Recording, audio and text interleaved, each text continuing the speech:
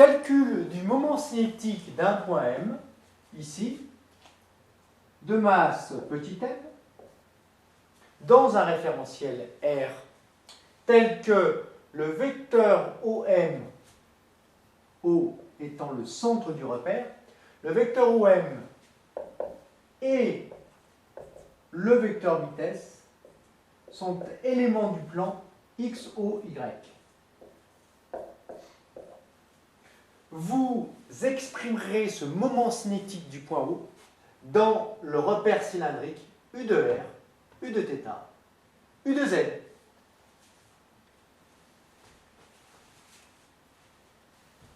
Bien, alors pour faire cet exercice, eh bien évidemment, on écrit la formule du moment cinétique, c'est la masse m fois le vecteur OM, vectoriellement le vecteur vitesse. Il faut exprimer OM et le vecteur vitesse dans la base cylindrique, ce qui nous donne le moment par rapport au du point M dans le référentiel R. Eh bien, M fois OM, qu'est-ce que c'est? C'est petit r, la distance OM, petit r fois U de R. Vectoriellement quoi? Eh bien, vectoriellement le vecteur vitesse V. Que vaut ce vecteur vitesse V? Tiens, on va le faire ici, hein. Rappel de cinématique. Le vecteur vitesse V, c'est la dérivée du vecteur position OM par rapport au temps, c'est-à-dire la dérivée par rapport au temps de quoi? Eh bien, de petit r fois U de R. Alors attention, petit r peut varier, hein, parce que le point M, il peut se déplacer évidemment par rapport au point O. Donc ça nous donne quoi le vecteur vitesse V? Eh bien, la dérivée par rapport au temps de R, que je noterai R point fois U de R, plus quoi? Plus R fois la dérivée par rapport au temps de U de R.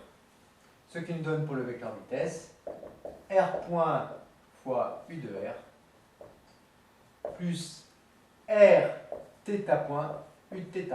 Hein, nous avons vu que la dérivée de UR par rapport au temps, c'était R point fois U de θ. Donc, le moment cinétique eh bien, est égal à M fois R fois U de R, vectoriellement quoi? R point U de R plus R θ point U de θ. Nous savons que UR, vectoriellement UR, eh bien, c'est égal au vecteur nul. Pourquoi? Eh bien, tout simplement parce que UR et UR, l'angle entre les deux vaut 0.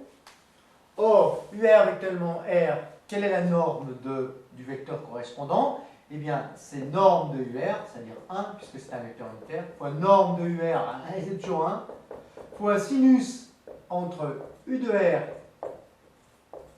et U de R. Donc, sinus de 0 et sinus de 0, ça fait 0. Donc, la norme de ce vecteur est égale à 0. Donc, U de R vectoriellement U de R égale vecteur nul. Ce qui fait que nous avons ce premier terme qui va s'annuler. Il nous en reste un deuxième, heureusement. Hein.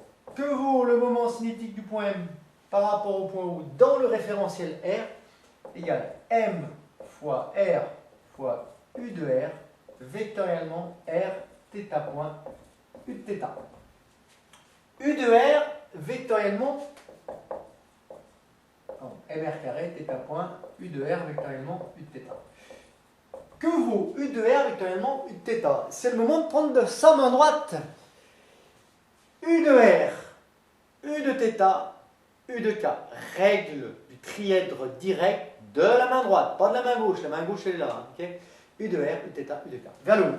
Autrement dit, le moment cinétique par rapport au point O de ce point M vaut M R carré θ point U de Z, hein, puisqu'on a appelé ça U de Z. Hein. Dernière chose, vérifions les unités. Nous savons qu'un moment cinétique, quelle va être son unité? Eh bien, ce sera des kilogrammes, mètre fois mètre seconde moins 1, mètre carré, seconde moins 1. Est-ce qu'on obtient bien des kilogrammes, mètre carré, seconde moins 1? Eh bien, masse M, c'est en kilogrammes. R au carré, bah, c'est des mètres au carré. Et θ point, c'est quoi? Θ point, c'est la dérivée de θ par rapport au temps. Variation d'angle, pas de dimension physique, donc 1 sur des secondes, ça veut bien des secondes moins 1. Voilà.